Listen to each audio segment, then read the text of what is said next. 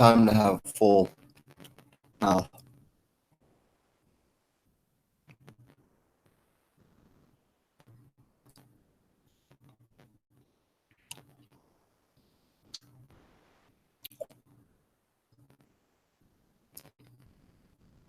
I'm going to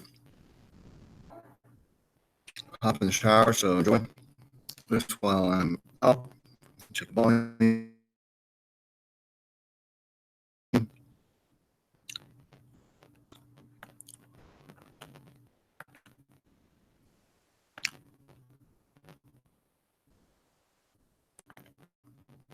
Well, my name is David Riggin. This is slide one of record program number 711. Interview with Russ Baker, author of Family of Secrets. And it is my pleasure and privilege to bring to our airwaves the last time I hope Russ Baker, the author of Family of Secrets, I saw my Blueprint Press. Russ, welcome to our airwaves. Thank you very much, David. To be here, I think these subtitles to a book. I see America's invisible government in history of the last 50 years. And we do what we can, and what you're doing a magnificent job. I'm going to take you into back in this we can on here, and that's what you know. I think in this interview with something that you talked about afterward. Well, that is the professional stigma, a very horrible stigma. It is attached to someone that investigates some of the things that you have looked into, including, for example, Kennedy assassination, another major conspiratorial event, inextricably linked with Kennedy assassination, Watergate, and other things. And you mentioned that some of you were esteemed professional associates, people who actually assisted you with parts of the research, who also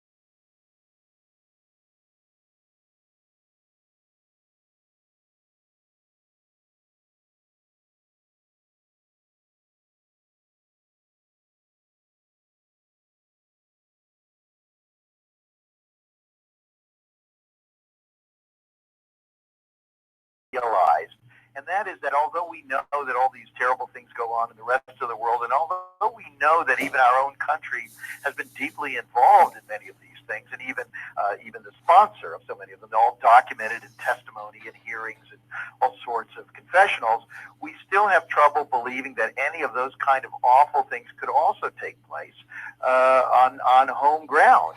And that really is where, when you begin exploring those possibilities, you encounter a tremendous amount of resistance and a tremendous amount of cognitive dissonance from Americans of all kinds. One of the interesting things about the issues that you have dealt with very successfully, you've already brought up a word I'm going to touch on in a second, but when one brings up the topic or utters the phrase conspiracy theory, right away it is so stigmatized, and it causes a rolling of the eyes, and in many ways, from a professional standpoint, it is sociologically fascistic in the sense of there are the twin fundaments of inclusion or exclusion, and if you want to make it professionally, you cannot talk about, quote, conspiracy theory because one is automatically excluded. And in some ways, it's almost adolescent. And it's like,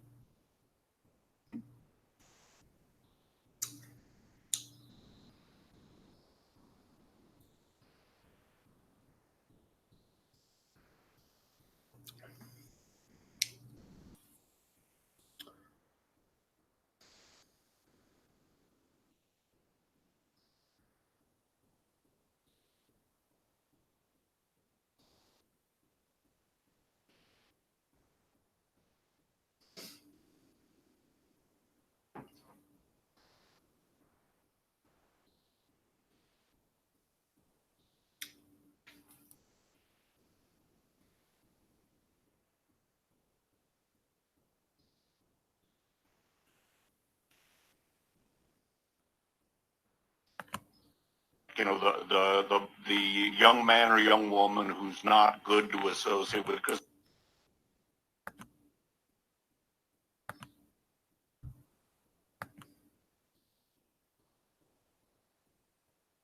they're not dating or whatever, or they have the wrong physiological type, or even juvenile, where we can't play with Johnny or we can't play with Janie because they have cooties.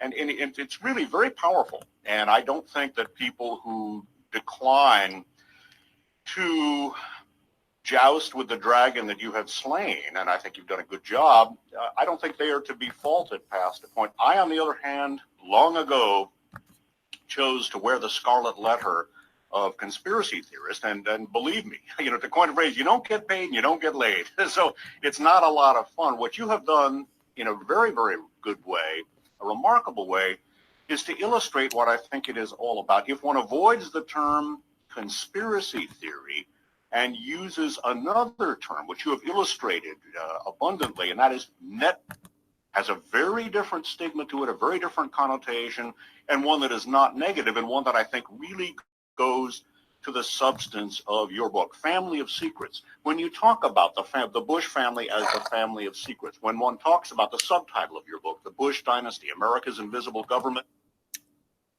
last 50 years, I don't think there is anything that you have illustrated more profoundly than networking. And when you ask the question, how did W come to be? How did Bush happen? He happened because of networking between the intelligence community and the political establishment, and in turn the corporate establishment, the all business, as they say in Texas in particular. And so kudos to you, because rather than a conspiracy theorist, I would classify you as a networking theorist, and you've done a whole lot more than just theorize. You deserve a lot of credit for it. Well, I pride myself on the fact that the bulk of my work over the quarter century that I've been doing journalism, and particularly investigative journalism, is driven almost entirely by documented facts. And this, I think, distinguishes my work from that of many other people. A lot of folks have trouble understanding the difference between opinion and conclusion, and simply laying out things that are not in dispute but have never been laid out together or are not well known. And so with Family of Secrets, I just started encountering the most extraordinary facts. And these were things that were admissions by the people themselves in little-known, privately published memoirs. These were transcripts of conversations. They were documents that had long remained hidden and then been, perhaps accidentally, declassified. They were a matter of connecting dots between lots of circumstances that themselves didn't seem that interesting. And so when you do that, what you do is you end up with some sort of picture begins to appear from all of these dots. And that's where, when you're talking about theory of some sort, is, the reader starts saying, okay, now tell me what this means, or what do you think it means? And so what I do in Family of Secrets is I create these narratives, and I work pretty hard to try to weave it into a kind of a dramatic, almost like a spy story. Somebody called it Ludlum on steroids. Just a very lively narrative rendition of people doing something in a plot building. But it's made up of these thousands of data points. And then every so often I stop and I say, okay, what do we have here? What do we think this means? Could it mean this? Could it mean that? It certainly seems to mean something. And I try very hard not to go too much beyond that and let the reader come to their own conclusions. Russ Baker, in your book, Family of Secrets, again, for listeners who may have just tuned in, subtitled The Bush Dynasty, America's Invisible Government and the Hidden History of the Last 50 Years, you illustrate networks. And the Bush family, for generations, have been both beneficiaries of these networks and also people who advance the causes of these networks in a fundamental way. Let's go back to the early part of the last century, Russ, and let's talk about some of the, what C. Wright Mills referred to as the power elite. Let's talk about the Harriman family. Let's talk about the Walkers, and let's talk about the Bushes and how they began to network coming out of the Gilded Age and going into World War I. Tell us a little bit about some of these families. Again, Walkers, Harrimans. The Dulleses, the Rockefellers, the Morgans. We know about these families. If we read books, we see there are these huge histories of these families, but most of those books don't really go into the subterranean element.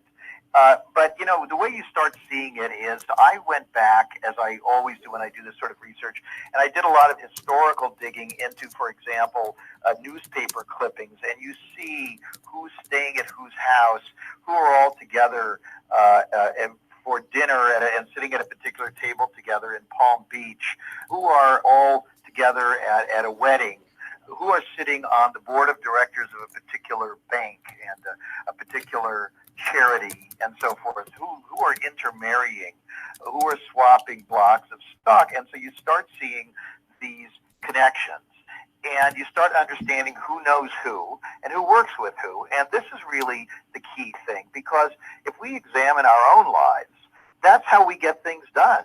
We meet people, we perhaps meet our future significant others through usually networks, meaning work networks or play networks or familial networks. That's how most of these things happen. Or other networks. Now it's online dating, but that's a network. Or Facebook is a network. And so these people are the masters of networks. They were networking long before the rest of us ever even thought of the concept. And so the Bushes are very interesting because they're not the top of the network. They're very much the sort of the worker bees almost of the network. They're people who were comfortable, but who really work as kind of officers for these titans. And so if you go all the way back, you see the Harrimans, of course, E.H. Harriman being a great railroad tycoon. And then he dies, and his sons, who are very young, Averell and Roland Harriman, inherit this whole thing, and they've got this great fortune now, and they want to diversify it. They go off to Yale, and at Yale they join a secret society called Skull and Bones, and in Skull and Bones is a fellow named Prescott Bush. Now, he's from a family that is connected but is on a lower level. His father was Samuel Bush, was in the railroad. How's the audio coming out there, Tom Noyd? Lower level, but the father got to know Don't mind me asking. And so forth, manufacturing railroad equipment. Well, if you do mind me asking, I already asked. At the start of World War I, Samuel Bush, so you're talking about the great-grandfather of W., was appointed through his more powerful friends to be in charge of small arms procurement for the war effort, then a lot of that business went to companies like Remington Arms, which were again owned by big blocks of stock owned by people like the Rockefeller family, what have you, and then brothers of the. Mentioned the subtitle of the book. Sure, please. It's The Bush Dynasty, America's Invisible Government and the Hidden History of the Last 50 Years. Very good. And we're going to do thank what we you. can, what you've already done a magnificent that. job of doing to boost into view that hidden history, or as much of it as we reasonably can on the air. And feel free to spread the word to 500-page book. I'd like to begin this interview with something that you talked about in the afterword of your book, and that is the professional stigma, and a very powerful stigma it is, that attaches to someone that investigates some of the things that you have looked into, including, for example, the Kennedy assassination, another major conspiratorial event inextricably linked with the Kennedy assassination, Watergate, and other things.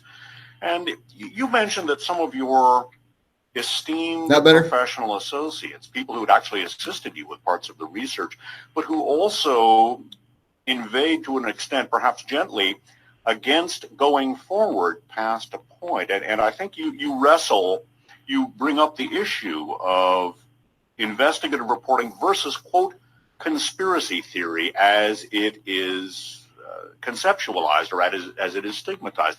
Develop that for us, if you would, and then I have my own afterward to that thought. Go ahead. Sure, and if I may just back up for a moment, I think it's important at the outset. Thanks, man, and thanks again for anyone who may not be familiar with Family of Secrets, to explain that this was an authentic inquiry into a very simple, broad question to which I did not know the answer, and that was, how did somebody like George W. Bush get to the top and do the things that he did?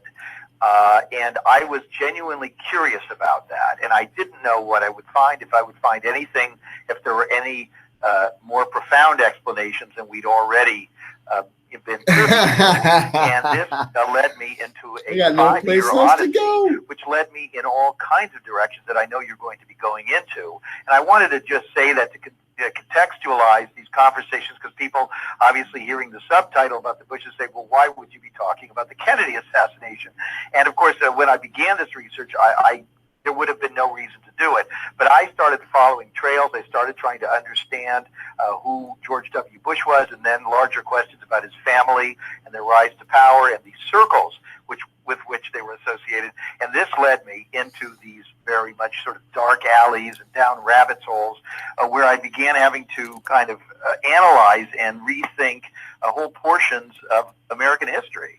And so that's the backstory. Now, as to the issue you raise of concern about going into certain topics, I think that all of us in the mainstream media, and I sort of have always straddled the line between what you'd call mainstream media and alternative media, we're always aware, sort of at least in the back of our mind, that there are topics that when you begin talking about them, right away you have problems. You have professional problems. You have problems being dismissed by certain, let's say, critics, by some portions of the public. And that really relates to this notion of whether or not there are larger causations, whether or not there are larger networks of influence and of power that shape events. And as I'm sure you know, David, I know you talk about and you look into these things, the United States has very much a notion of itself which is somewhat idealized. And that is that although we know that all these terrible things go on in the rest of the world, and although we know that even our own country has been deeply involved in many of these things, and even the sponsor of so many of them, all documented in testimony and hearings and all sorts of confessionals, we still have trouble believing that any of those kind of awful things could also take place on home ground. And that really is where, when you begin exploring those possibilities, you encounter a tremendous amount of resistance and a tremendous amount of cognitive dissonance from Americans of all kinds. One of the interesting things about the issues that you have dealt with very successfully, you've already brought up a word I'm going to touch on in a second, but when one brings up the topic or utters the phrase conspiracy theory, right away it is so stigmatized and it causes a rolling of the eyes, and in many ways, from a professional standpoint, it is sociologically fascistic in the sense of there are the twin fundaments of inclusion or exclusion. And if you want to make it professionally, you cannot talk about, quote, conspiracy theory because one is automatically excluded. And in some ways, it's almost adolescent, and it's like, you know, the young man or young woman who's not good to associate with because they're not dating or whatever, or they have the wrong physiological type, or even juvenile, where we can't play with Johnny or we can't play with Janie because they have cooties. And it's really very powerful. And I don't think that people who decline to joust with the dragon that you have slain, and I think you've done a good job, I don't think they are to be faulted past a point. I, on the other hand, long ago chose to wear the scarlet letter of conspiracy theorist, and believe me, you know, to coin a phrase, you don't get paid and you don't get laid. So it's not a lot of fun. What you have done in a very, very good way, a remarkable way, is to illustrate what I think it is all about. If one avoids the term conspiracy theory and uses another term, which you have illustrated abundantly, and that is networking, has a very different stigma to it, a very different connotation, and one that is not negative, and one that I think really goes to the substance of your book, Family of Secrets. When you talk about the Bush family as the family of secrets, when one talks about the subtitle of your book, The Bush Dynasty, America's Invisible Government, and the hidden history of the last 50 years, I don't think there is anything that you have illustrated more profoundly than networking. And when you ask the question, how did W come to be? How did Bush happen? He happened because of networking between the intelligence community and the political establishment, and in turn the corporate establishment, the all business, as they say in Texas in particular. And so kudos to you, because rather than a conspiracy theorist, I would classify you as a networking theorist, and you've done a whole lot more than just theorize. You deserve a lot of credit for it. Well, I pride myself on the fact that the bulk of my work over the quarter century that I've been doing journalism, and particularly investigative journalism, is driven almost entirely by documented facts. And this, I think, distinguishes my work from that of many other people. A lot of folks have trouble understanding the difference between opinion and conclusion, and simply laying out things that are not in dispute but have never been laid out together or are not well known. And so with Family of Secrets, I just started encountering the most extraordinary facts. And these were things that were admissions by the people themselves in little-known, privately published memoirs. These were transcripts of conversations. They were documents that had long remained hidden and then been, perhaps accidentally, declassified. They were a matter of connecting dots between lots of circumstances that themselves didn't seem that interesting. And so when you do that, what you do is you end up with some sort of picture begins to appear from all these dots. And that's where, when you're talking about theory of some sort, is, the reader starts saying, okay, now tell me what this means, or what do you think it means? And so what I do in Family of Secrets is I create these narratives, and I work pretty hard to try to weave it into a kind of a dramatic, almost like a spy story. Somebody called it Ludlum on steroids. Just a very lively narrative rendition of people doing something in a plot building, but it's made up of these thousands of data points. And then every so often I stop and I say, okay, what do we have here? What do we think this means? Could it mean this? Could it mean that? It certainly seems to mean something. And I try very hard not to go too much beyond that and let the reader come to their own conclusions. Russ Baker, in your book, Family of Secrets, again, for listeners who may have just tuned in, subtitled The Bush Dynasty, America's Invisible Government, and the Hidden History of the Last 50 Years, you illustrate networks. And the Bush family, for generations, have been both beneficiaries of these networks and also people who advance the causes of these networks in a fundamental way. Let's go back to the early part of the last century, Russ, and let's talk about some of the well, what C. Wright Mills referred to as the power elite.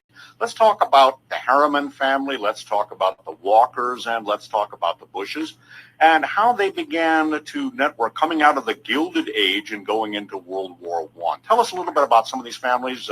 Again, Walkers, Harrimans. The Dulleses, the Rockefellers, the Morgans. We know about these families. If we read books, we see there are these huge histories of these families, but most of those books don't really go into the subterranean element.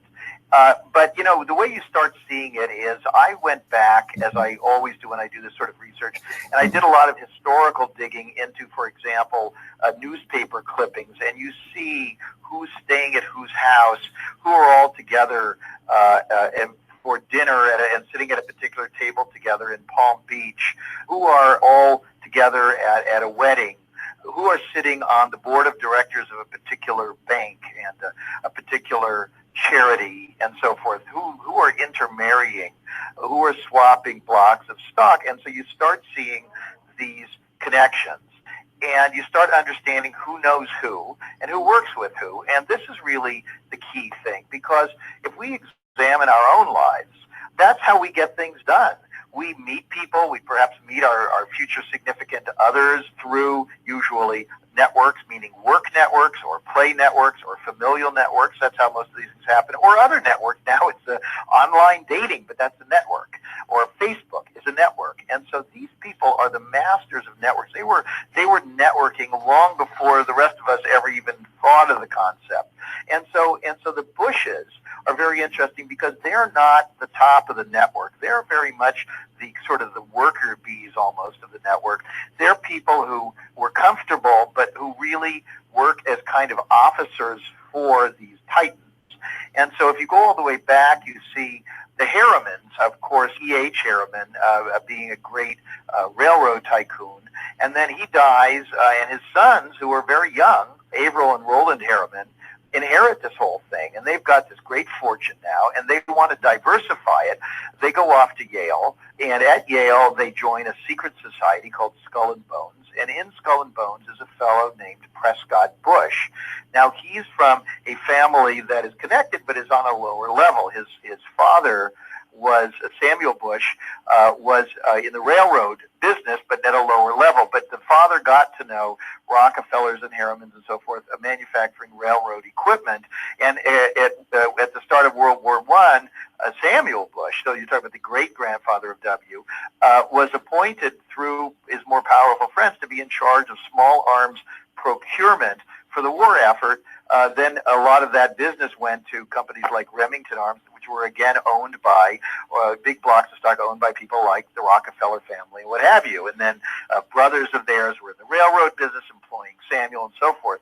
So you see this pattern of them being sort of retainers. And then you see intermarriage. And so Prescott Bush is in Yale. He's in Skull and Bones with these Harriman sons. And then they graduate, and he marries, very interesting story there, a whole separate tale. He marries a man named George Herbert Walker, who is one of the largest financiers and bankers and investment bankers and stockbrokers outside of the East Coast, outside of Wall Street. It's located in St. Louis. And this guy is huge. Even though he's almost forgotten today, he was doing business all over the world. So he marries this guy's daughter, and then his buddies, the Harriman boys, draft George Herbert Walker to move to New York and to take over the running of all of their investments. And so begins this whole new enterprise that eventually becomes the investment banking firm of Brown Brothers Harriman, an outfit with interests all over the world that was, before that company was constituted in its final form, was relying on the U.S. government and the U.S. military very much to protect their assets. The Marines would go into places like Nicaragua and what have you to push out presidents who were not doing their bidding. And so you begin to see the outlines of this sort of interventionist policy in the service of private wealth that controls natural resources all over the world, a situation that continues to the very present moment. There's a famous quote by General Smedley Butler, a Marine general and two-time winner of the Congressional Medal of Honor. And in fact, he was testifying before Congress and testifying about, among other things, his recruitment by some of these power brokers to try to overthrow Franklin Delano Roosevelt. And he said basically he described himself as a highly paid gangster for various corporate interests on Wall Street, and he specifically mentioned Brown Brothers Harriman by name. And Walker is a powerful family. Maybe one of the only things that we see today carrying the Walker name is the Walker Cup. You mentioned that George Herbert Walker was instrumental in bringing the game of golf to the United States, the preferred sport of the power elite. One of the things, by the way, we are interviewing, if you've just joined us, we're interviewing Russ Baker, the author of the remarkable book, Family of Secrets, subtitled The Bush Dynasty, America's Invisible Government and the Hidden History of the Last 50 Years. And one of the things, one of the aspects of networking that you illustrate in a very compelling fashion, and that is the relationship between national security matters, political matters, and again, the business. Now, the Harrimans spawned a company which will figure very prominently in the investigation that you have downloaded in Family of Secrets, and that we'll be talking about in future interviews. Tell us about Brown Brothers and how they spawned Dresser Industries. Right. Well, that's a whole other story we could do a show on. But basically, in a lot of cases, what they were doing was they were taking over other companies that had some kind of a monopoly.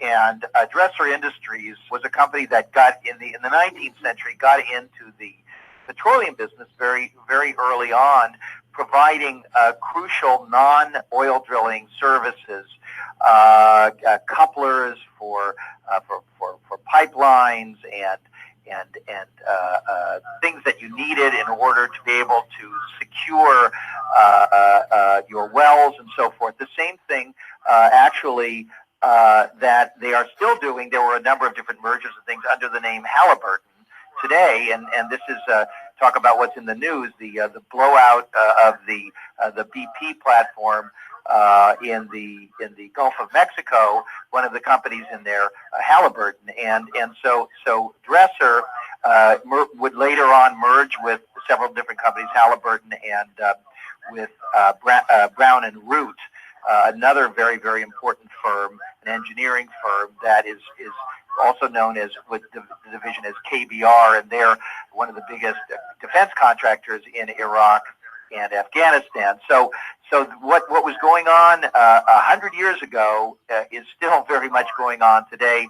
We don't talk about these things, we don't understand them, and unfortunately we in the media tend not to cover them. Dresser Industries was a spin-off, so to speak, and we should note that Prescott Bush went to work for Brown Brothers Harriman. And you mentioned that one of the Harrimans, I think it was E. Roland Harriman, sort of pointed to a fellow and said, Dresser Industries, or Dresser.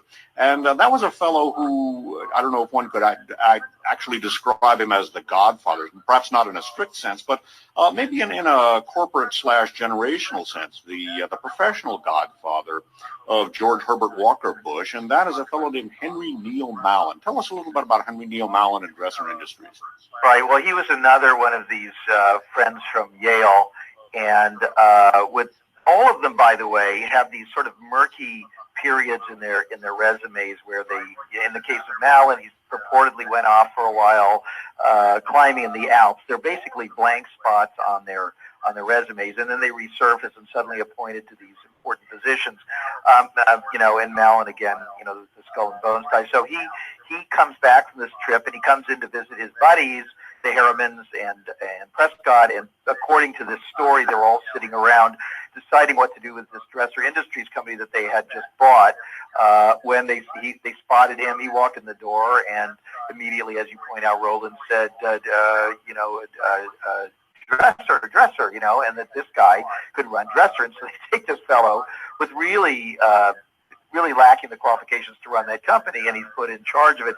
Dresser begins growing very, very rapidly, and in the build-up to World War II and the conversion of the economy to a wartime economy, a lot of these manufacturing companies started gearing up to get military contracts.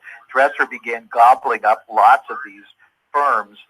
And in Family of Secrets, I tell this story because this gets us into the early days of George H.W. Bush, or his nickname Poppy, who was the 41st president of the United States. Russ Baker, let me interrupt briefly. Yeah. What is the genesis of that nickname? I know he got it, I think, at Andover, maybe Yale. I've never heard about anything about how that... No, it was because his name was the same as his maternal grandfather, George Herbert Walker. They called him Pop. He also looked like him as a child, and so the other kids started calling him Poppy. Okay, I've never heard that discussed. Go ahead. Dresser Industries and the young Poppy. Yeah, and so he goes off to Yale and he goes into, again, Skull and Bones. And I just want to stop for a second to say that, because of course we could do a whole program just on that. What are these entities? What are these secret societies? Well, there's all sorts of irresponsible speculation on the internet. There are a number of pretty bad books out there that are selling extremely well that purport to offer the inside secrets. And all I can say is, it's enough for me that the people who joined them considered them to be important enough to join and important enough to preserve whatever secrecy they were sworn to. And if you flash forward to the 2004 election, you have George W. Bush, also a member of Skull and Bones, the Republican nominee, the Democratic nominee, John Kerry, also a member of Skull and Bones. You have to keep in mind that it's just a handful of people in there each year. And so it's a very small and select group. In any case, so all these guys are in this organization. A lot of them, not all of them, but a lot of them seem to have familial connections to the intelligence apparatus of the United States. And by the way, that apparatus far predates the CIA, because there were always spies. Every empire has spies, and we had spies, back in the Revolutionary War, and then throughout much of the history of the country, the principal mechanism for international spying was, well, to some extent, it was diplomats and private business people, but it was also the Navy and naval intelligence. And if you look at the Bush family, they served in naval intelligence. And so all these people then go into these elite schools like Yale and so forth, into these secret societies, and then they emerge from them into training in their various so-called family businesses. And in the case of George H.W., or we'll call him Poppy Bush, he joins, as you pointed out, Dresser Industries, which is now basically owned by and run by their company, Brown Brothers Harriman. He goes in there and he supposedly is doing low-level things, painting fences and being a salesman and so on. But as I point out in Family of Secrets, it looks to be cover for some kind of intelligence training. And very quickly you see him doing things that suggest that, including shepherding people from the East Bloc who've come out there for a visit. He disappears for periods of time and so forth. And then he starts his own company, a little oil company out in West Texas, a very unimportant little known company, which miraculously begins to have huge amounts of money being pumped in by figures in Washington, like Mr. Graham, the owner of the Washington Post. And that's a whole other story about the connections between those powerful media families and this intelligence, oil, financial establishment.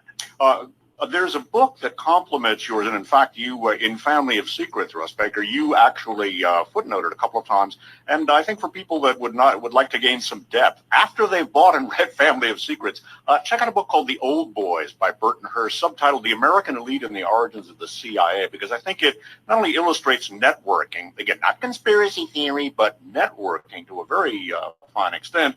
It also shows how these networks in the intelligence community, one talks about a spy network or an espionage network, how they work in conjunction with powerful corporate elements of the American power elite.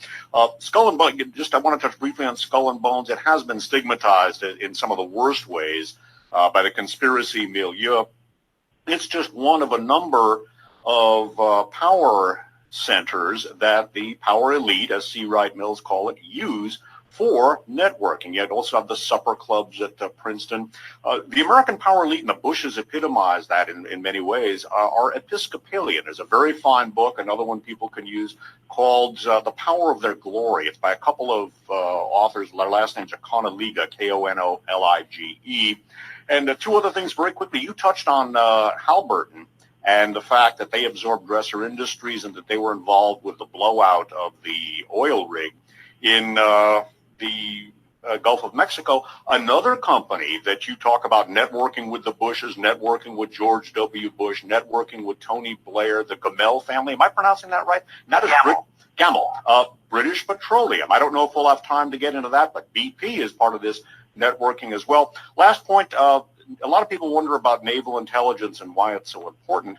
Once upon a time, sail was the main vehicle for not only transportation and shipping, literally, but also communication between continents. And much of the primacy of naval intelligence in the Navy in these matters stems from that. Jumping back to George Bush in the Navy, you mentioned that he was involved with a photo reconnaissance group, so that even when he was in the Navy, he was involved with intelligence. So highlight that for us if you would, Russ. Right. I mean, this is the early training. In other words, in the books, you see, Family of Secrets has only been even heard of by a certain select group of people because, I mean, frankly, the revelations in there are, I'm afraid, a little bit too provocative for mainstream reviewers, for some of the large television shows and so on. And I've been told that privately by them. They're saying, we love you, we know your credentials, but, you know, I got to keep my job. And so what they do instead is they have people on there like, you know, Karl Rove talking about his book, very mainstream historians with theirs and so on. And these mainstream accounts, for example, let's say about the life of Poppy Bush, George H.W. Bush 41, is that, you know, he was one of the youngest people who enlisted, you know, voluntarily in World War II and became, you know, a bomber pilot, you know, leaving out really, not really looking at what he did, which was that he got into intelligence work, and he was doing, as you say, the aerial surveillance. This was top secret classified work. He was involved with a group of people that were connected to into the operation in Asia. That's where he was with General MacArthur, who had his own intelligence force, the OSS, which we think of as the prime, you know, military intelligence entity in World War II. Was operating mostly, but not exclusively, in Europe. That MacArthur basically told them to stay out, and there was a back relationship between MacArthur again and all of these people. As I relate in Family of Secrets, if you go far enough back, let me see if I have this right. MacArthur's father was a governor of the basically what was then a colony, the Philippines. When the United States was extracting tremendous amounts of natural resources out of that, and there was a request by MacArthur's mother to the Harrimans, would you give our son a job? And so you see these kind of networks again going all the way back, tying in again to these natural resources, and again to intelligence, and again to war making. Russ, we are almost. So on. And let me jump in. We're almost out of time on this side, but we've got another half hour to go. And as I figured, we were just going to barely scratch the surface of your remarkable book. The book, whose author we are interviewing, is Family of Secrets, subtitled "The Bush Dynasty, America's Invisible Government and the Hidden History of the Last 50 Years." The author is Russ Baker. It's now out in softcover by the Bloomsbury Press. Russ, give us your website, and then we're going to move to side two. Okay, two different websites for the book. It's familyofsecrets.com, and we don't keep it up like we should, but we occasionally put up, but perhaps we'll put this show up there, links to prior interviews and so forth. And then another site, whowhatwhy.com. Whowhatwhy.com. That is our new nonprofit investigative reporting site where we are continuing to look into these big questions of how does power work and how do these decisions get made that affect our lives. It's a nonprofit, and it is based entirely on the financial support of the public. Want to hear more? Stay tuned for side two. For the record, program number 711, interview with Russ Baker, author of Family of Secrets. This concludes side one. This is being recorded on May 23rd of the year 2010. For Russ Baker, this is Dave Emery saying thanks for listening.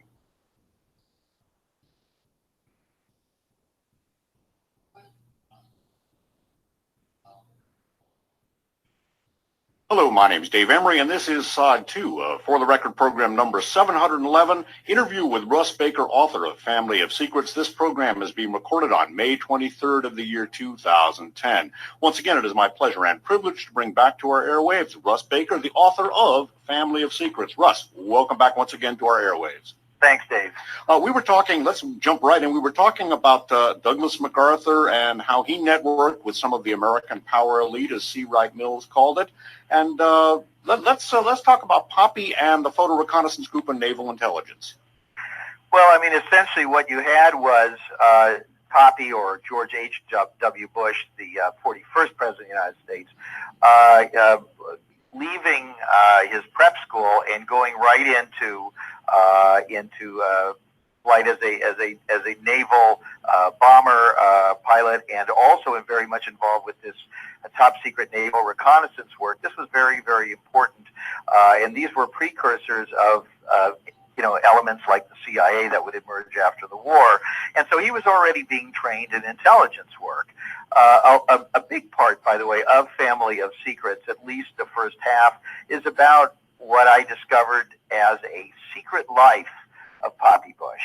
That he had a life that has never been reported on, that is not in his memoirs or not in any books about him. And that is that long before he became the CIA director in 1976, by the way, he was appointed by Gerald Ford, and at the time, if you go back and look at the clippings, the media were sort of scratching their heads saying, I wonder why this guy is CIA director, but they don't scratch their heads very extensively. They don't really look that deeply in any of these things. So they said, well, he was a young congressman, up and coming, and likable, and seemed to be clean, and so on. And the CIA was embroiled in scandal, and so, well, they put this guy in to sort of, put a fresh face on there. And that was that. But I wondered about that, and I wondered about a number of other clues I'd come upon. And so I began studying him. And as I studied him, I found that all of these periods prior to that, his activities seemed to be juxtaposed with very profound American events. And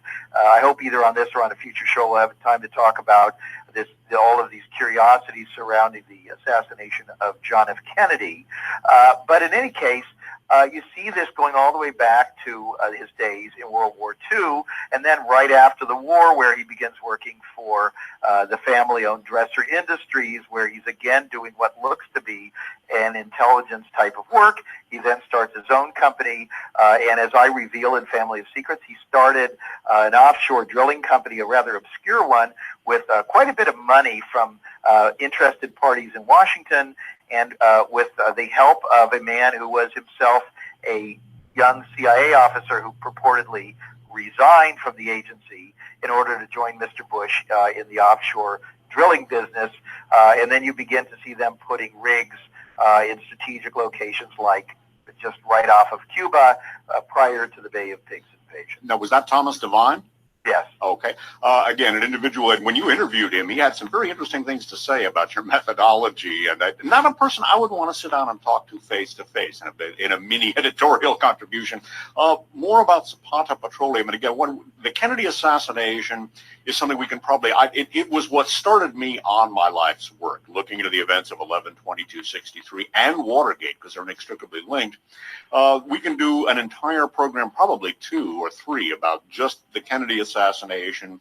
We can do one, I think, just about George de Mohrenschildt, the oil industry, and the deep politics going back to the Russian, the Bolshevik Revolution, the period between the wars, and the deep networking there. But talking about Zapata Petroleum, and everywhere, I want to stress that everywhere one looks with Poppy Bush, and it's illustrated very dramatically in Family of Secrets, one finds the hallmarks of intelligence.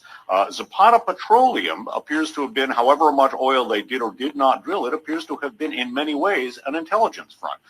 Develop that. And also, there's a name that is prominent in the history of the Bush family and prominent in the history of these power networks, and that is Allen Dulles and the Dulles family. So let's talk about Zapata as an intelligence front, and let's talk about the Dulleses and how they figure in the Bush family narrative.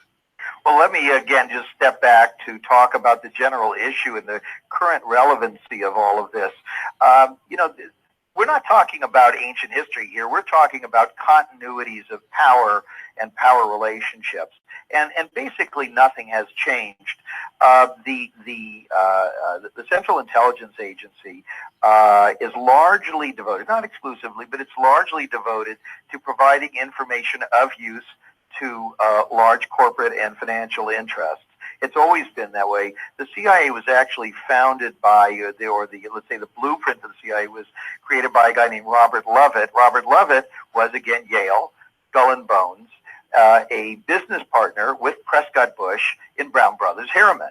And the first CIA director under Eisenhower, not the first CIA director, there were several who were in there briefly, but the first significant one who had a very, very long tenure was Allen Dulles. Allen Dulles, again, from a family that were connected back into the Bushes. Allen Dulles and his brother John Foster Dulles were attorneys with a prominent white shoe law firm that represented, and therefore they sat on the boards of such companies as United Fruit, Standard Fruit, some of these giant copper mining companies and what have you that were in all of these foreign countries extracting resources very, very cheaply, and also putting considerable effort into putting down domestic uprisings where the locals were complaining basically, why are these people able to take what is our birthright so cheaply, pay almost nothing for it, pay almost nothing in the way of taxes. This is just totally wrong. And so the Dullesons were very involved with that. If you go back, you find out that Allen Dulles appears to have gotten involved in intelligence back in World War I, and then his uncle was in the Wilson administration, was in his cabinet. And so again, these families, very, very linked. The Dulleses, actually, you mentioned Episcopalians, were Presbyterians, and they came out of another circle which was based at Princeton. So it's another sort of a network, if you will, but they worked very well with the Bushes, and they worked very well with Rockefeller, who was a Baptist. And so you see these different circles. You see the Harvard circle and so forth, and you see other elements. You see Jews and members of all kinds of different religions, Methodists and what have you, Catholics certainly through orders like the Knights of Malta, which William Casey, later CIA director under Reagan, was a member of that secret order. So all of these entities working together, very much advancing the interest of wealthy American families and powerful corporations in terms of foreign policy. And this was largely the agenda of these intelligence agencies. And of course, the public never understood this because there was never much scrutiny of it. And of course, their activities are all secret, and even only a few members of Congress to this day are allowed to even begin to ask any questions. And even they are given a runaround. As you may recall, Nancy Pelosi complained that she felt she had been tricked at these, where she was giving these briefings on policies tantamount to torture, that she really didn't understand what she was being told, and she really was not being given the whole story. And I think that's probably true. By the way, a couple of elements of nomenclature. Sullivan and Cromwell, of course, is the Dulles law firm, and Allen Dulles' uncle, I believe, was Robert Lansing, Secretary of State under Woodrow Wilson. That's right. Yeah. By the way, today, the Sullivan and Cromwell firm is a general counsel for Saudi bin Laden Group. We hear about Osama bin Laden as, he's stigmatized in all kinds of ways. He is a member of one of the most powerful families on earth, but that's a subject perhaps for another program or 10. Let's go back to Zapata Petroleum and the curious places that they turn up with some of their offshore rigs. I guess one could perhaps say that they were rigging the political landscape. Well, what's interesting there was Zapata Petroleum, a firm started by Poppy Bush with, very interestingly, two brothers named Letke, who ended up having a company later called Pennzoil, very, very successful oil company. But the three of them started this company, little tiny company in Midland, Odessa, Texas, West Texas, and then Poppy started this offshoot, Zapata Offshore, and he begins this very curious odyssey, which I describe in some detail in Family of Secrets.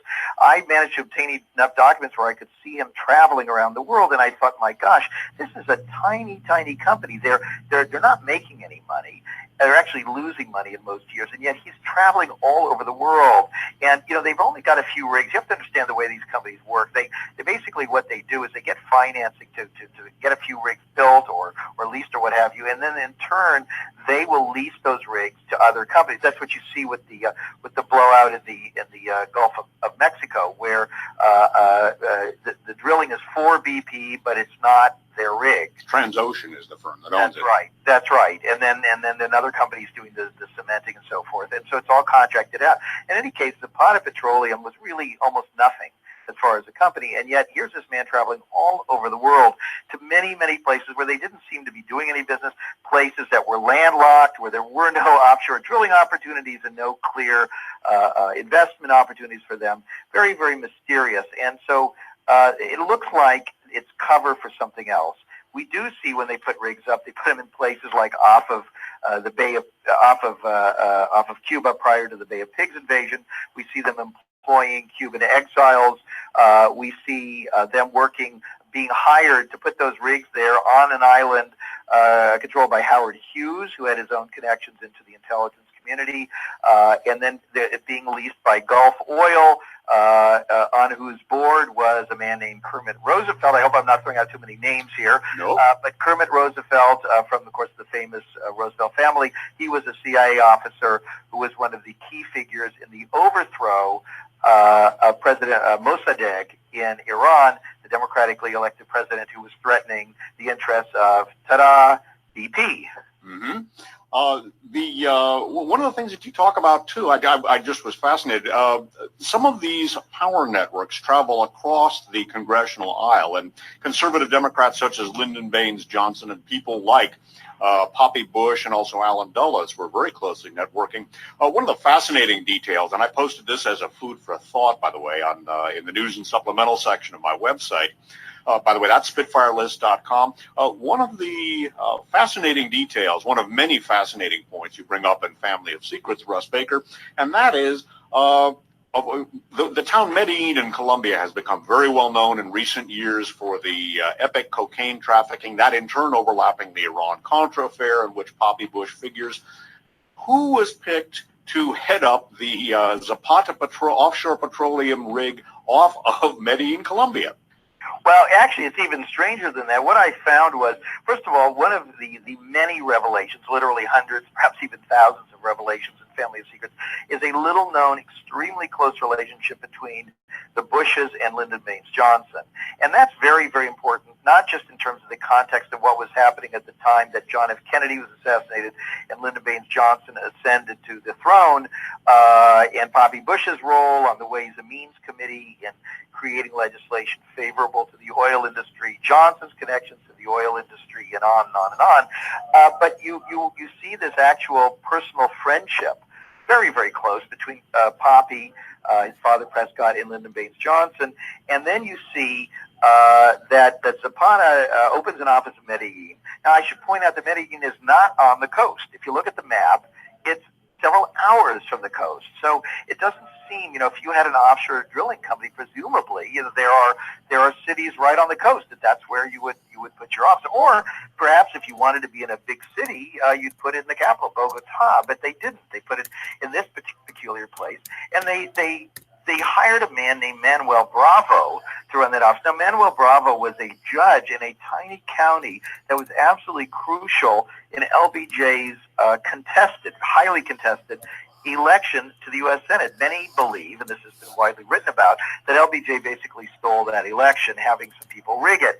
And one of the people who there was the issue of stuffing the ballot box was Judge Manuel Bravo. And so after that, you see the Bushes giving him a job in this highly improbable place, in this highly improbable institution. One of the events that you link Poppy Bush to in a big way, and this we could do at least an hour, probably several, on just this aspect of your book, and that is the assassination of President Kennedy. I'd like you to, again, we'll cover most of this in a future program because we're almost halfway through this side, but the George Bush of the CIA the warning that was sent to the FBI on 11/22/63, and the question that Ted Kennedy asked at the 1988 Democratic Convention about Poppy Bush and the Iran-Contra scandal, where was George? Those 3 points. George Bush of the CIA, Mr. Parrott, and where in fact was George H.W. Bush on 11/22/63? Well, that's quite a mouthful, and I developed that material in more than 4 chapters. Right.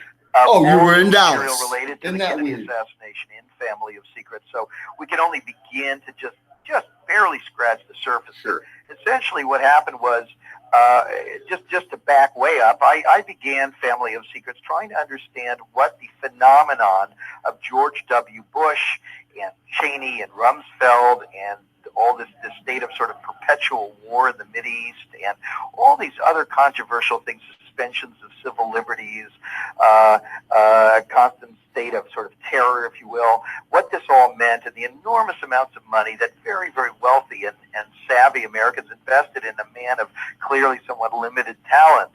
They wanted him there, and I wondered why. And this brought me to this notion of the Bush family as being seen by these extended networks as crucial sort of soldiers on their behalf. W, his father Poppy, the grandfather Prescott, the great-grandfather Samuel, and so on.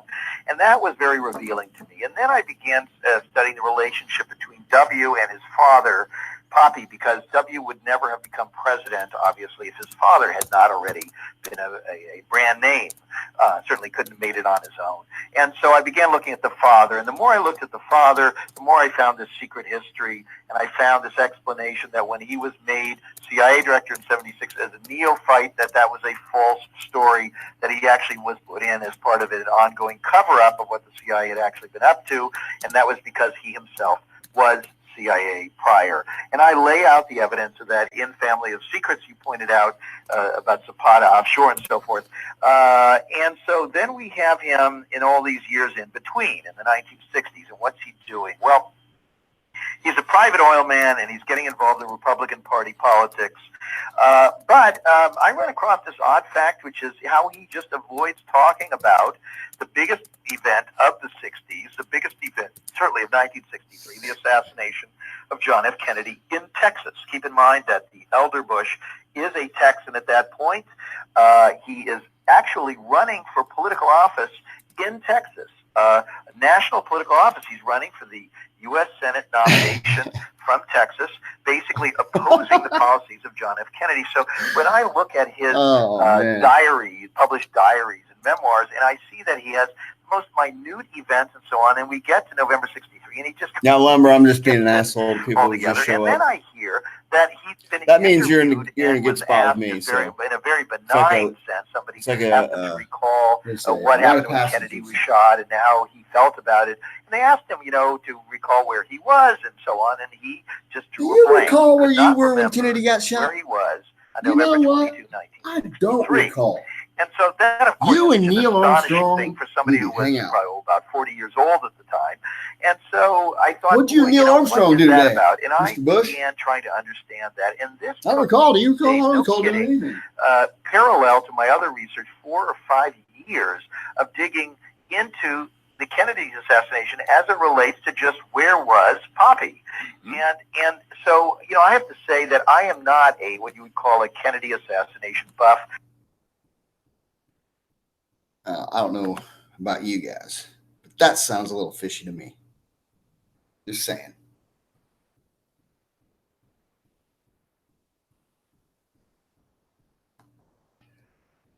Kind of like 9/11 for me. I know where I was. Everybody else knows at least the vicinity where they were. Kennedy assassination, as far as I knew, it was like shot heard around the world. Apparently in New Zealand before it even happened, which is weird, but it's another story.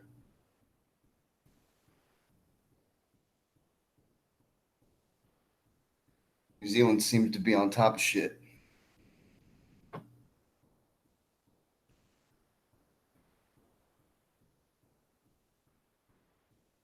But you have, first of all, you have Poppy Bush being the head of the CIA. Fucking. And that picture of him at the front of the police station or whatever, got his hand popped out of his pocket like he's trying to pretend he has a boner or something. Then it turns out Barbara later on in her book or whatever says, yeah, we were at our friends in Dallas. Or however she talks, probably talks in it. Yes, we're at our friends in Dallas. Eating babies. And then what's really funny is George Bush, who works for the CIA, happened to call that day to turn in a tip. Talk about covering your ass. You don't recall where you're at. I think he was in China, Japan or something. Probably didn't think there was a reporter there that gave a shit.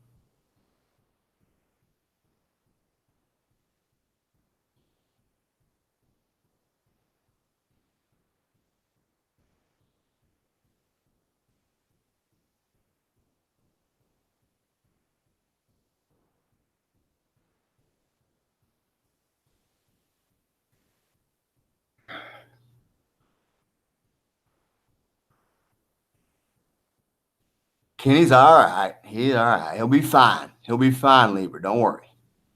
It's all good.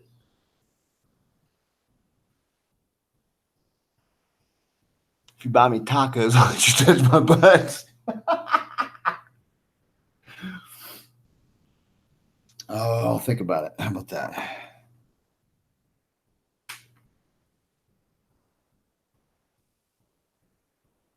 I ain't no Jezebel. You're out just whoring around touching butts. I don't know where your butt's been.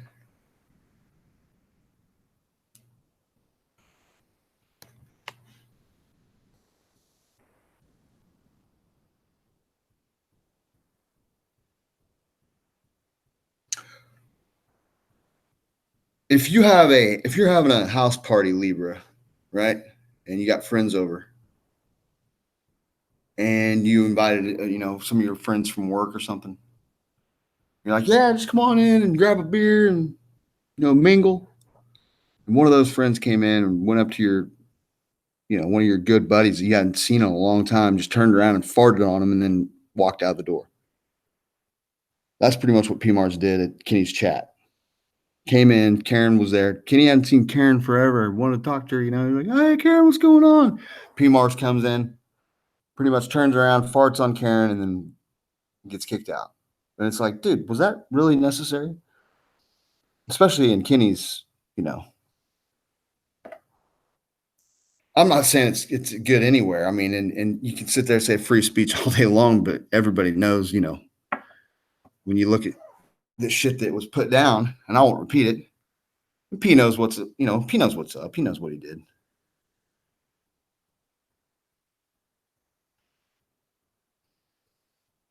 No, but anyway, just word to the wise, just be aware of your surroundings, know where you're at, and just have respect. That's it.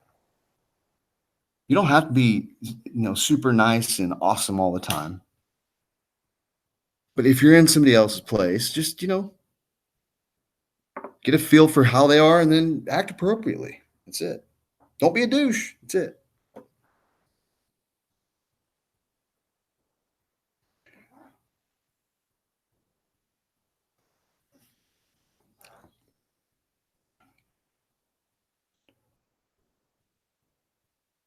Well, I think I tend to look at the better side of people, and I don't really see a mean person. I think I see more misunderstood than anything. Attention seeking. It's like when Sean says that I don't care. I don't fucking care. He cares. Believe me. That's him saying that he cares a lot, actually. The more he says he doesn't care, the more he does. I think it's something along those lines, but I don't know. I've tried to like a little get to know you chit chat but whatever. From this chat, I haven't kicked anybody out. I would hope that he would know better than to disrespect me when he knows I've never disrespected him.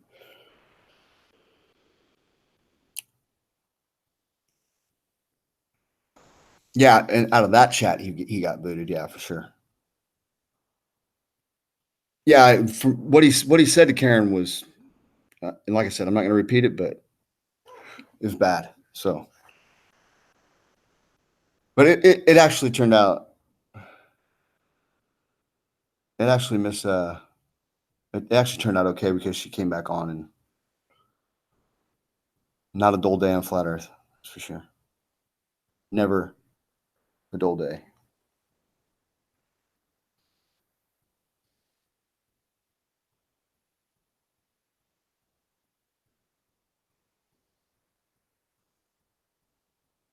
Where does the term 86 come from?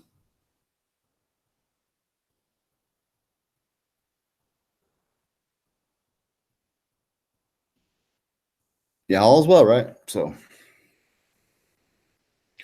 if P. Mars was trying to do something, he did not accomplish that. So, there you go. Yeah, I think that's what it is too, Doctor. Doctor. Kind of, it feels like that anyway.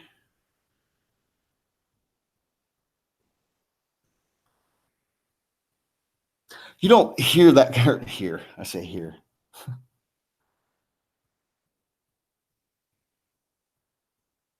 Yeah, you don't hear that shit.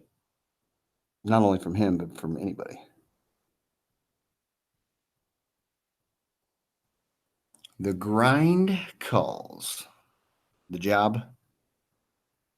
The 9 to 5er.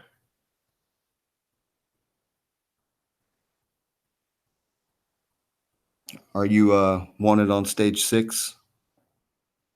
All right, put your hands together for Libra. All right, fellas, get them dollar bills out. Give it a little bit of Libra coming at you with some poison.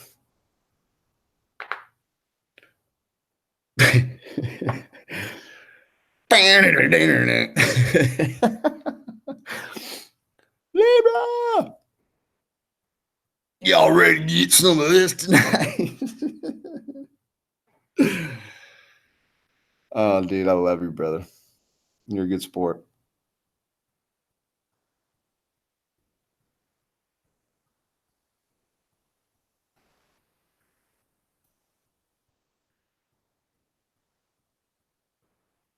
Yep, for real. Yeah, do your thing, brother. Do you.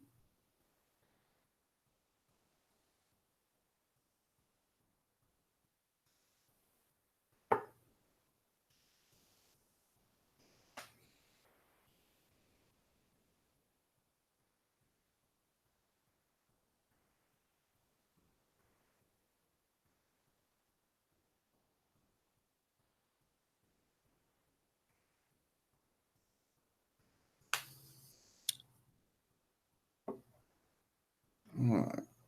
Play a little more of this. Guys, you guys good with that? It's a really good interview here with Russ Baker. They kind of fly fast, so it's kind of easy to follow through. That's why I like it. And it's really insightful. Gives you a lot of information that I absolutely fell in love with this series of shit. I was on it.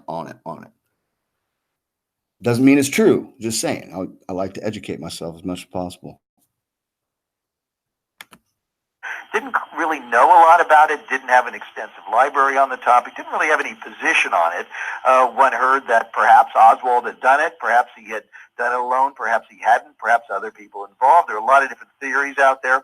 But generally, most professional journalists stay away from the topic because it seems to be a sort of professional quicksand. That's why I went into what I went into at the beginning of the interview. Continue. Yeah, and so I, stayed away from it. I just didn't see any reason to get into it. But now I felt compelled to answer this question. And when I began trying to answer it, I started coming upon bits and pieces of things. And then as I started knowing what I was looking for, it gradually grew and grew and grew until it was a torrent. And at this point, I started calling friends of mine, including a Pulitzer Prize winner at a major American newspaper, and I'd say, come to lunch, I need to talk to you. And I'd say, I'm starting to get alarmed here. I'm starting to find things that are so big and so disturbing. They're way beyond even the things that somebody who's really been, very tough on the system all these years, it's too big for me. And I would show them these things, and I'd say, I think there's a reason that this guy says he can't remember where he is. He cannot say where he was. And I would show them what I had, and they would start getting scared, and they'd say, boy, you better be careful. This is dangerous stuff. And so, I had my nightmares. I had my panic attacks, I guess, but I kept persisting, and I kept looking into this, and I began finding all of these fascinating facts. And you alluded to a few of them. We can only go into them very briefly now, and perhaps more, as you said, on a future program. But basically, you start finding out that there were all these interesting activities on the part of Mr. Bush, on the part of a whole bunch of friends and colleagues and associates of his in the CIA, in Army intelligence, oil industry figures, powerful right-wing businessmen in Dallas. All these people were friends, and they were all connected. They all had a tremendous amount of animosity for John F. Kennedy and for the policies that he was carrying out. And this actually caused me to even rethink John Kennedy himself, because, I'd heard all of these things. A lot of people described him as, they said he really was no liberal. He was a cold warrior. I thought about this too when I was listening to the Kate Griggs interview. She's talking about the mafia working hand in hand with the government. JFK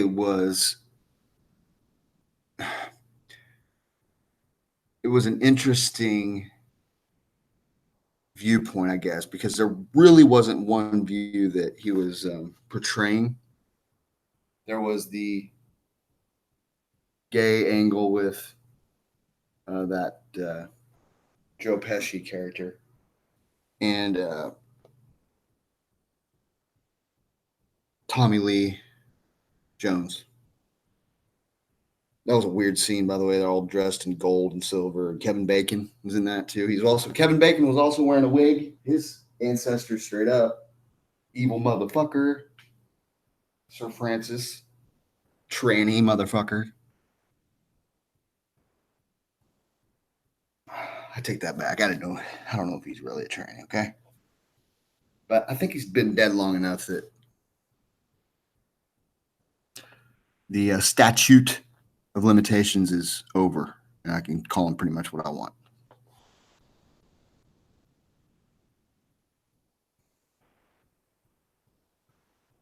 Hell, I could probably go dig him up and fuck him in the eye hole if I wanted to. Necrophiliac statute of limitations is probably up as well. That's a little too much. Sorry, guys.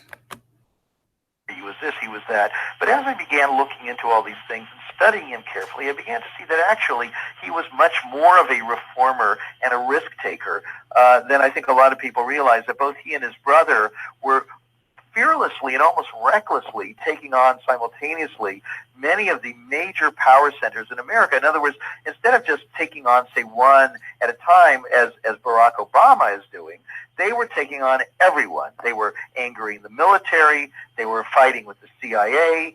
They fired Allen Dulles. They angered Prescott Bush. They were not playing ball with the oil industry. They were not playing ball with large American multinationals, with mines in foreign countries. Civil rights. The How do you get steel elected? industry. They were fighting with the J. If all the presidents are rigged, and they didn't want John F. Kennedy in there, how did he get elected in the first place? It's kind of where I'm a little indifferent or different when it comes to thinking about the presidential. I think, here's the thing. In order for them to truly, I think, have control would be to have control over all of them. So anyone that won, they would have an angle. That's why when like Kennedy, for instance, probably not the one they wanted in, but he got it anyway. Still had control over him because obviously he differed in a lot of policies and whatnot.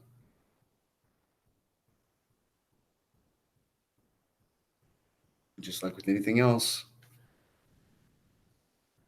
it might just be the illusion that they have control over everything.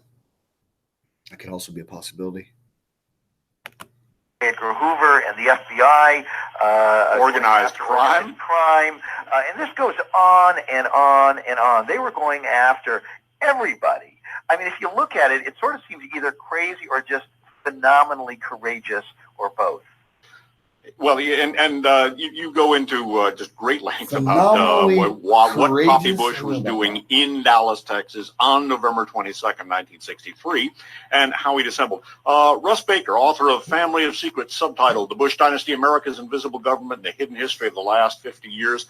We haven't, sadly, got 50 years left to cover this. I think we could probably do it if we could both live long enough and sustain our stamina.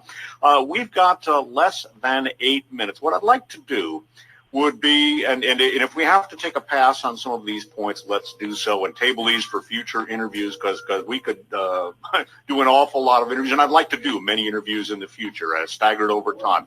Let's take some bullet points, and perhaps that's an advised term under the circumstances. In his book, The Ends of Power, H.R. Haldeman described the whole Bay of Pigs thing, which is what Nixon didn't want to come out in Watergate, as a code word within the Nixon White House, the Kennedy assassination. Poppy Bush, the intelligence community, and Watergate. What do you have to say about that? Oh boy. Well, this was another area where despite having covered politics and done investigative reporting on power spheres for several decades, I didn't consider myself very expert on Watergate. And I think a lot of us kind of, if we're old enough, we vaguely remember, and of course, you know, the bad guys, Haldeman, Ehrlichman, Mitchell, what have you. John Dean is this sort of complex figure, who sort of, kind of turned prosecution witness and blew the whistle on the thing and so on. And, Woodward and Bernstein as the great journalistic heroes who brought down an out-of-control president and so on. And I got into this whole thing for Family of Secrets because now I was on the trail of George H.W. Bush, Poppy Bush, or Bush 41, already had established, to my satisfaction, that he appeared to be involved in covert intelligence activities long before he was named CIA director and when he had a very different titles, congressman, oilman, diplomat, and so forth. And so I was very interested in him. And then I followed his rise, his own political rise, and I was struck by the fact that Richard Nixon was very much instrumental in that. And I wondered why Richard Nixon went to such lengths to help Poppy Bush. And I discovered, and I think we should table for a future conversation, the backstory, the secret back relationship between the Bush family and their circle and the rise of Richard Nixon, the control of Richard Nixon, how Richard Nixon was basically shaped and dominated by these elite interests throughout his political career until such time as he became president of the United States. And what I reveal in several chapters in Family of Secrets is that Nixon began trying to become independent. And And you did, we're down to less than 5 minutes now. I want to stress that there is no way we can even begin to really do justice. We could spend several interviews just about the Kennedy assassination, or just about Watergate, or just about W. Let's touch briefly on Harken Energy and how it grew out of a couple of intelligence and drug smuggling connected banks, BCCI and the Nugan Bank. Just very briefly, if you can. And if not, we'll table that for a future. Okay, let me just go as general as I can here. I mean, basically what we're looking at is intelligence operations are tremendously expensive, and they largely involve moving money around, huge amounts of money, billions of dollars that have to be all untraceable and unaccountable, used for operations, used for bribery, used for all kinds of things. And so they create these front companies.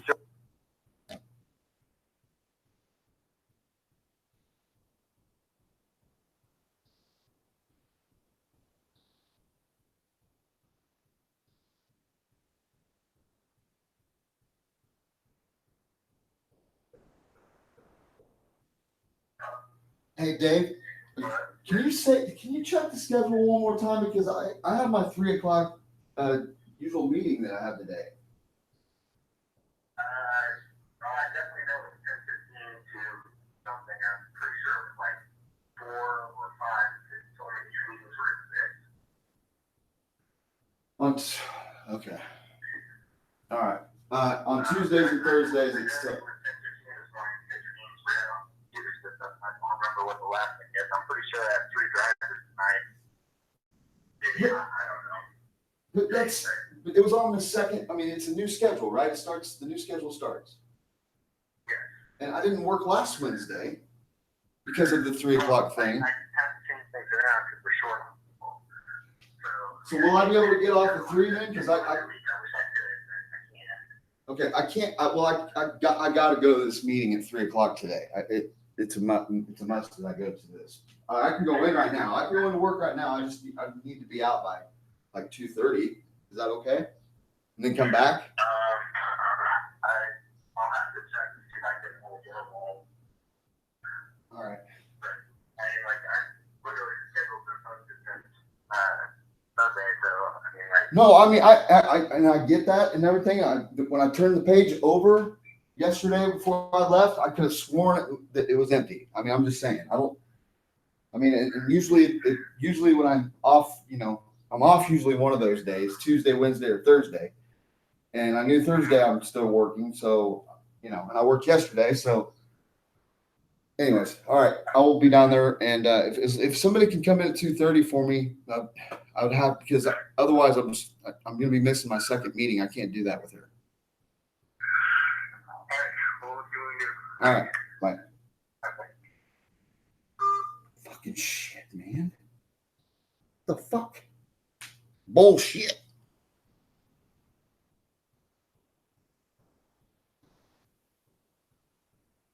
This is bullshit. Oh well. What are you gonna do? there are lots and lots and lots of them, hundreds of them, thousands of them, front companies or enterprises put inside of legitimate companies for cover. And so this is crucial, little known, little examined. I began looking at a company called Harken Energy, which was instrumental in the rise of George W., our most recent past president. This company was instrumental in securing his financial future, giving him some credentials, and basically taking some failing companies that he was involved with and taking them over, and thereby making him appear to be a successful businessman, which was absolutely crucial shortly thereafter when he began running for governor of Texas. So Harken Energy was an interesting company. Other journalists had looked at Harken over the years, Time Magazine, the Wall Street Journal, and so on. They all concluded that this was a very, very strange outfit because the numbers didn't make any sense. And without going into too much detail, it just didn't, it seemed to exist for some purpose other than making money for shareholders. And so in Family of Secrets, I have a whole chapter just on Harken, go into, who are the people involved. And again, no time here, but basically they trace back to links to all of these international power centers, the kleptocratic Philippine dictator Ferdinand Marcos, the very wealthy interests in South Africa that subjugated the black population, the bloodthirsty Shah of Iran, who again stole vast amounts of money from the Iranian people, setting up the current animosities between Iran and the United States, which are seldom discussed as we talk about whether we should be waging war with the theocratic regime there, and others, Saudis. And on and on and on. And so what was this company? Let me just jump in ever so briefly, because we're going to run out of time. We could do many programs about Harken Energy. As with Zapata, I guess one could say another oil, ostensibly oil company, the wholes are greater than the sum of the parts. We are down to less than a minute. You write about Mickey Herskowitz, a Bush family crony journalist. What did he have? What do you write about what he said George W. Bush was thinking about in the late 1990s? We got 45 seconds left. Okay, basically, Bush told him when they were writing a book together back then that the only thing he could think of that he wanted to do as president of the United States was to invade Iraq. And to start a war, for he felt that would enable him to give him political capital, which he could then spend. We have been speaking with Russ Baker, the author of the landmark book, Family of Secrets. A lot of people are asking, it's a political election season. Well, what can I do? One of the things you can do is to buy this book, read it, and disseminate the information via talk shows and the internet. Russ, tell us about your websites. Okay, the more important of the two would probably be whowhatwhy.com. That is a nonprofit, a nonpartisan investigative reporting site where we're continuing to look into stories today, the spheres of influence that are pressing down upon President Obama and the United States government as we go forward. That book is Family of Secrets. The author is Russ Baker, with whom we have been speaking, and this concludes, for the record, 711, being recorded on May 23rd of the year 2010. For Russ Baker, this is Dave Emery saying thanks for listening.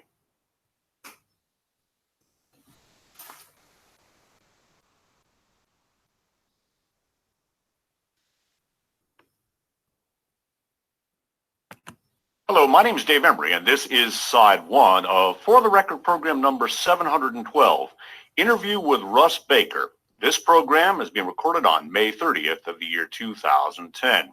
Once again, it is my pleasure and privilege to bring back to our airwaves Russ Baker, the author of Family Secrets, subtitled The Bush Dynasty, America's Invisible Government, and the Hidden History of the Last 50 Years. Russ Baker, welcome back once again to our airwaves.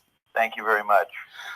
In this remarkable book, you have, as I said before, taken what most people like to, what most critics like to demean as conspiracy theory, unquote, and really illustrated what would be much more credibly and recognizably characterized as networking. And we're going to talk about networking with sort of the ultimate event that gets labeled as, quote, conspiracy theory, unquote, and that is the assassination of President Kennedy. Why don't we start with an article that appeared in The Nation magazine, in which, by the way, figured in a miscellaneous archive show when George Bush was running for president back in 1988. Article from The Nation magazine referring to a George Bush of the CIA and doings vis-a-vis the Cuban exile community. Basically what happened was, and by the way, the background is that in doing 5 years of research for Family of Secrets, I happened upon the odd fact that George H.W. Bush could not remember where he was on November 22, 1963, the day that Kennedy was assassinated. And of course, no journalist worth his salt could possibly write a book about family without at least exploring a fascinating question like that. And so I began trying to understand why he couldn't remember or why he wouldn't write about that event. And one of the things I ran across was the document to which you're referring. Basically, back in 1988, when George H.W. Bush was about to receive the Republican nomination for President of the United States, The Nation published an article by a gentleman named Joseph McBride, who had come across this declassified memo. It was an FBI memo, and basically this memo said that on November 23, the day after the assassination, the FBI had provided a briefing to representatives of two other intelligence agencies, naming the agencies and the individuals, one of them being Mr. George Bush of the CIA. Now this was very, very interesting because, of course, Mr. Bush had been director of the CIA in 1976, but had made a point of the fact that he had no prior background or experience in intelligence prior to being named the director. That made little sense, and as I pointed out on another program, in fact, I discovered that there was a back history of involvement with the CIA by Bush Sr. Going back decades. And so that was the background when I looked at this particular document. And basically, what it suggested was that he was somehow involved with Cuban exiles, who, of course, are a part of the important equation surrounding the death of Kennedy. And when Bush was pressed to explain whether that was him or not, at first he denied it. The CIA declined to comment. They said, we don't talk about personnel. They then broke their rule, and they then claimed that this was another George Bush. And as I detail in Family of Secrets, the other George Bush, very curiously, was hired by the CIA. He didn't have any kind of background in intelligence. He was hired at a low level, basically an entry-level position on a temporary basis shortly before the assassination, was kept on there for several months, and then was let go. And that was very interesting to me, that the only time that we know of that there might have been two George Bushes in the CIA were right at that moment. And, of course, that was very convenient when Bush was about to become president of the United States. The CIA broke their rules and announced that it was another George Bush. That in itself, by the way, people from the agency told me that was so strange. That meant that they were under tremendous pressure to make that claim.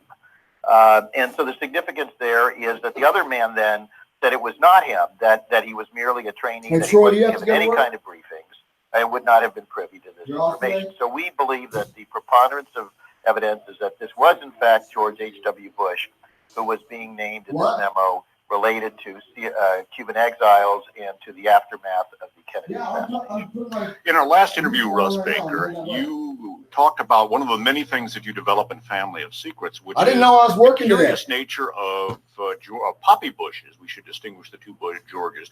Poppy bushes, Zapata offshore petroleum, how it didn't make a lot of sense as a petroleum or business venture, but it made a heck of a lot of sense as an intelligence front, or what is known in intelligence circles as commercial cover. Develop that for us, and how does that relate to Cuba? Sure. Well, I mean, first of all, you have to, when you look at Cuba, it's important to discover that many of these wealthy families had huge investments there. The Bushes and the Walkers, that's the maternal side of the family, both had extensive investments in plantations in Cuba. And so they all had a stake in Castro not nationalizing their properties. They had a stake in getting rid of Castro after he did so.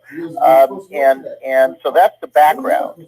And then you have Zapata offshore, as I say, a company whose numbers made no sense. It didn't look to be a company.